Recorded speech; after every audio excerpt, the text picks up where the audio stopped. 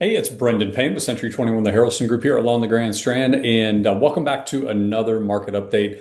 This month, we're looking at the September numbers, and as always, my goal is to keep you informed with the most accurate and most up-to-date information here on the market so you can make the best decisions. Now, what we're looking at as a quick reminder for those of you that may have not seen one of these updates here recently, what I always am going to do is go through a few metrics that are going to make the most difference in trying to get a feel for what's happening, not only with inventory, but new pendings, new actives. That gives us some insight into what's coming up and things that you can be aware of if you're thinking of selling, or frankly, if you just want to keep tabs on what's going on in the market where you're owning property. So, all of this stuff, as always, is going to be resales. There's no new construction in here because new construction really muddies the water. That's the stuff that you see in the headlines where they're saying these big blanket statements, the market's this, the market's that. There's a bunch of micro markets within the Grand Strand, and you've got to know what the numbers are actually referring to before you can make any decisions or, make any predictions on it. So with that being said, let's jump right in. Residential homes. Now, of course, this is residential resales. And we're looking at two things. When I'm mentioning compared to the previous month, that would be August, September versus August. And then I will mention a few notes on September of 2025 this year versus last year, because that gives us some insights on things. So I've got my notes in front of me. Let's jump in. New listings actually made a fairly sizable jump in September over August. And we're actually back to around the June numbers in terms of new residential listings. Now, some people would say, nothing becomes a trend until you've seen a few months in a row. And some people would say, oh my gosh, well, the new listing inventory is going up. It's kind of bounced around, not any huge gains in the residential side, different from the condos. But what I think this could be, and it's too early to say, not enough data, but I think what this could be with rates and the conversation around rates coming down or at least headed in the right direction, then buyers are typically a seller on the backside. Now, there's a lot of first-time home buyers in this market too, but most of the time when you see new listings and new homes coming on the market, a big majority, upwards of 80% of the people that are selling a home are going to buy something else. Now, they may not be buying in our market, but most sellers are buyers. So that uptick in new listings in September, which is a little bit of an anomaly, I think could be them feeling a little bit more confidence that wherever they're looking at buying, maybe they're getting more or getting closer to the point where they feel like they can jump back in the buyer market, but they've got something to sell first. So stay tuned. We'll continue to watch that, but I'm not super concerned in that little uptick 1 month over the next. And, we'll just have to kind of watch how that plays out. New pendings. New pendings were also up in September. So we had some new listings come on that were up, but new pendings, the homes that went under contract, were up, and they're almost to the level of where they were in March. So that's really good. March was our peak month. September almost got to the March levels. So that's really good. And this year, compared to last year in September, we're actually up 25% over last year in new residential pendings in the month of September. So if you've got a residential home, it's actually a good time to be on the market compared to 12 months ago. And really right now with the pending activity, that speaks to the amount of buyers that are in the market. So it's a good time, residential homes, to be on the market. Closed sales. Closed sales were flat to August. They were, within a handful of the total transactions that we had the previous month, and we are still up from last year. So, even though we're still just kind of chugging along, no major changes, no massive increase in activity, and prices are kind of, just kind of hanging out there. The good news is we're not in September of 2024. We're 15% higher in terms of closed sales. So I always try to find the positive, and that's a good sign there. And then with month supply, or we look at kind of days on market and month supply together, days on market were right at about 83 days, which is kind of just hovered there most of this year. No big jumps up or down. In the month of supply is slowly moving down. And when I say slowly, I'm talking really slowly. So Like we're at 5.1 months, and 4 or 5 months ago we were at like 5.5. So we're just making a little bit of headway each month with coming down a little bit. I'm going to talk more about month supply and what it means for the condo market here in just a minute. So with that being said, let's switch over and look at the same metrics within the condo market. New actives, if you remember in August, I actually started talking about it in June and July, that we always at the end of the season are going to see that little uptick. People that went through the rental season, they're not planning on holding it, so they list them at the end of the rental season. We saw those numbers in August. The new listings in August for condos jumped up. Well, it decreased slightly in September over August, so that's good, kind of what we anticipated. Um, but we're still 7% higher in September this year than we were last year. Now, luckily, it's not double digits. I would not have been shocked if it was double digits over last year, but we did see that little bit of decrease in September. And so right now, we're still up over last year and still adding new condos. But the good news is new pendings also went up in the condo market in September.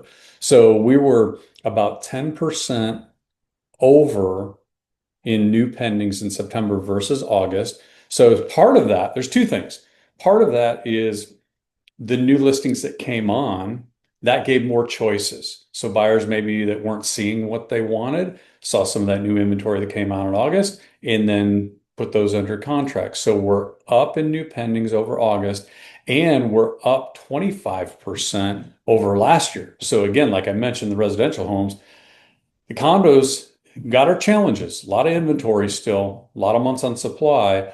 But the good news is we are seeing an uptick in the amount of condos that are going under contract, partly because there's more choices.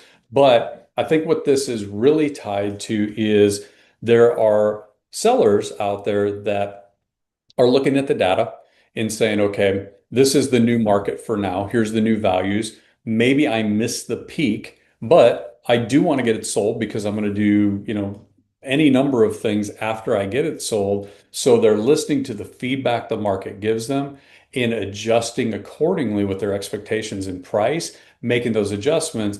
And a lot of times they're not huge adjustments. Little adjustments are getting good responses from the market, and then those are going under contract. I think that portion of the seller market understands, you know what? The name of the game is to be able to get an offer in. If I can get an offer in, then I'm in control. I don't have to take anything that's not acceptable. So what we're seeing is that new increase is a lot of sellers just understanding this isn't the 2022 market. And so they're adjusting their expectations and getting buyers in that are buying at today's values. Okay. Those sellers are kind of interpreting the market data correctly, and then they're rewarded with being able to get offers in to look at them then. Closed sales. If you remember last month, we were down in pendings over the previous month of August and over the previous month, or over the same month the previous year. And that change showed up in September. So our September closings were down in August, but we're flat to last year at this time. So September is almost a mirror image 2025 versus 2024 for the closings, which, it's always nice to see we're going in the right direction with more sales, higher prices. But if we're not losing ground like we were 24 versus 23, then we'll take that for now, right? Month supply for condos. Okay, so now I want to dig into this a little bit more. New actives are down slightly, and there's been a little positive movement with the new pendings in the month supply. That's improved, but we're still sitting at over 8 months of inventory. In fact, we're about 8.2, 8.3 months of inventory. To give you some perspective, because just throwing numbers out there, unless you explain them, doesn't really mean a lot. 8 months of supply. What that means is that is a buyer's market. There is more supply anytime you're over about that 5.5 months of inventory. There's more supply than demand.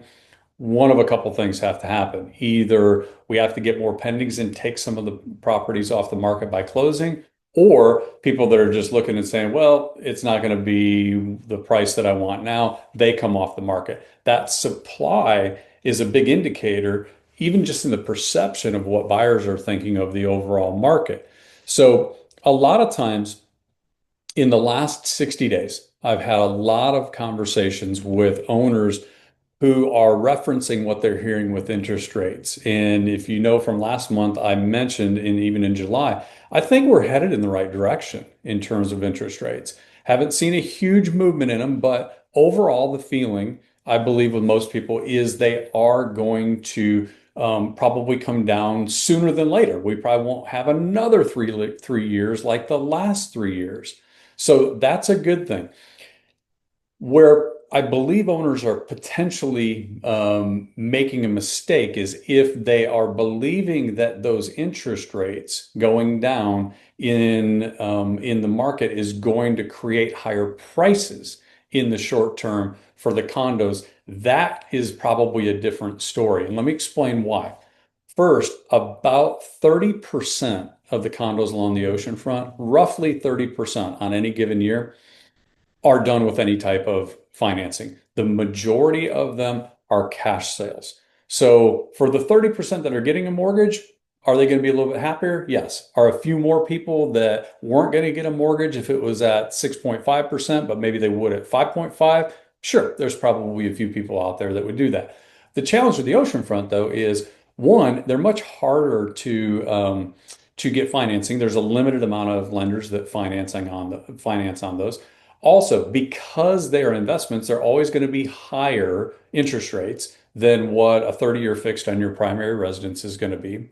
And when you add debt to an investment, it affects the performance. And the majority of people that are buying these, even if they are using them primarily for second homes, but then want to rent them out, that debt that they put on them does affect the performance. So that's why so many of them are cash purchases.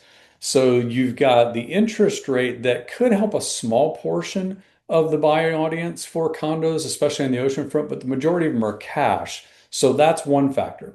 The other factor that a lot of people, unless you were watching these numbers year after year, that they miss sometimes is if you go back to the interest the spring of 2020, so spring of 2020, right at the beginning of COVID, we were sitting at, on condos, we were sitting at about 4 months of inventory.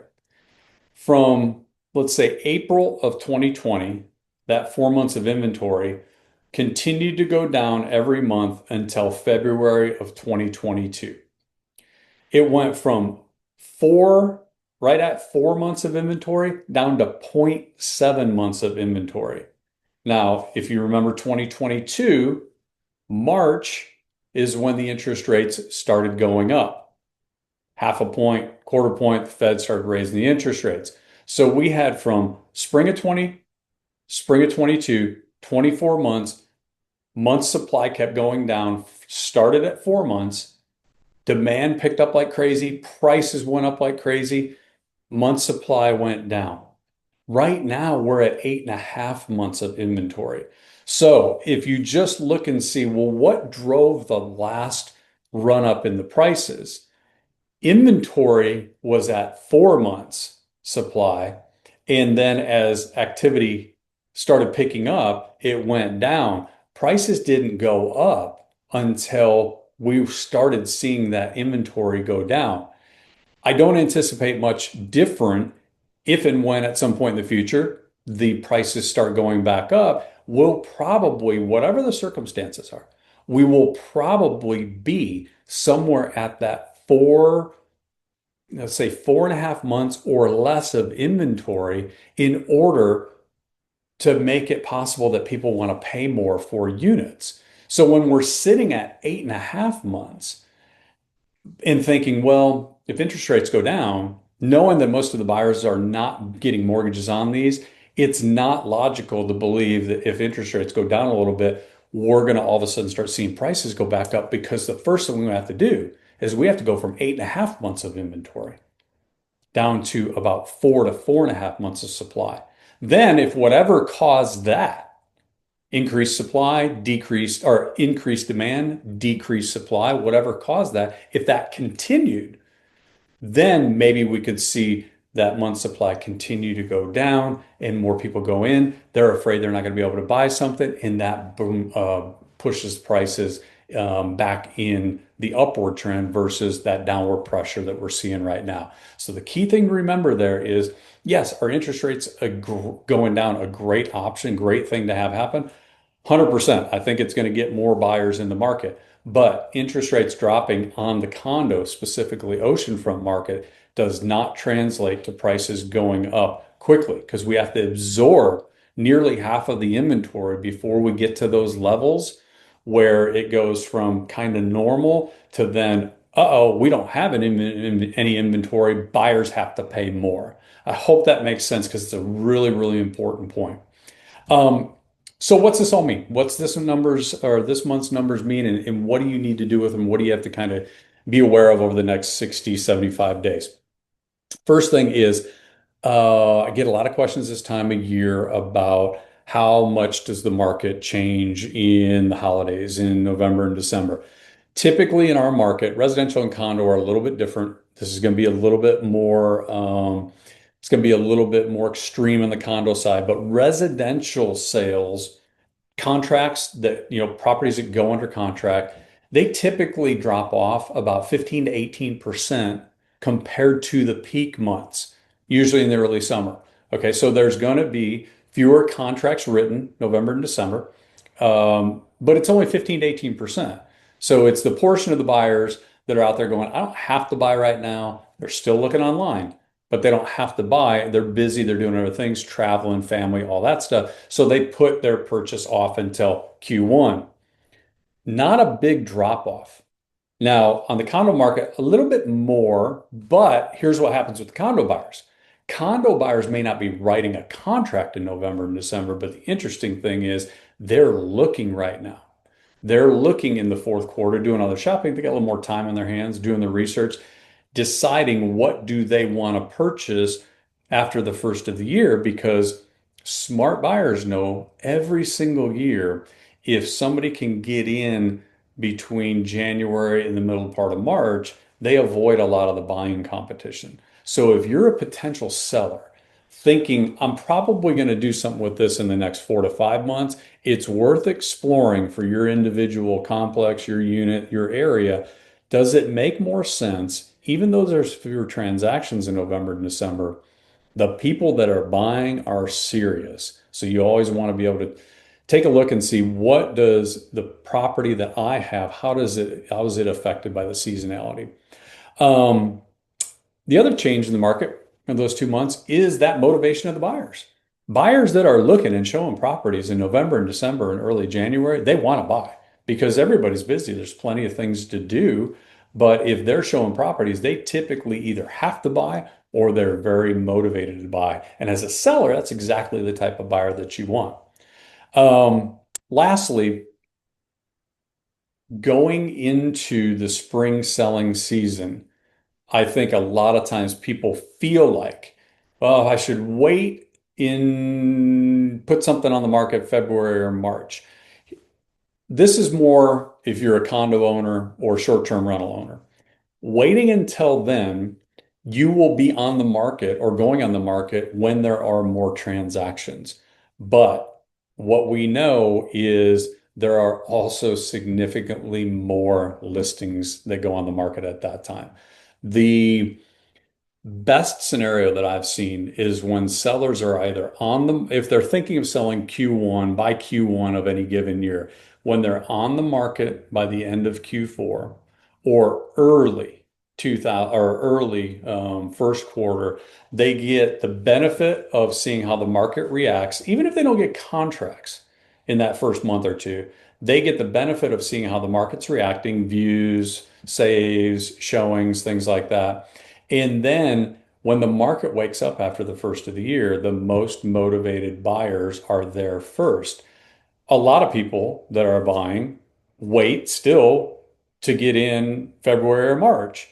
And that's why a lot of times we would call it the spring selling season. But there's a bunch more active listings because people aren't in early enough. So if you're thinking about maybe putting something on the market between now and end of Q1 in 2026, it just makes a ton of sense to explore now where are the values, what have we seen historically for that building, for that unit, and then make your decisions based off of what makes sense for you and your time frame and what's making sense. What's the market telling us makes sense in terms of the time to get it on there. So let me know if you have any questions. And again, thank you so much for allowing me to be your real estate resource here along the Grand Strand. And I look forward to talking with you again soon. Hey, don't forget to like and subscribe and reach out to me. Send me a quick message on any of the social platforms. Let me know what topics you want to know about along the Grand Strand or other coastal areas of South Carolina real estate markets.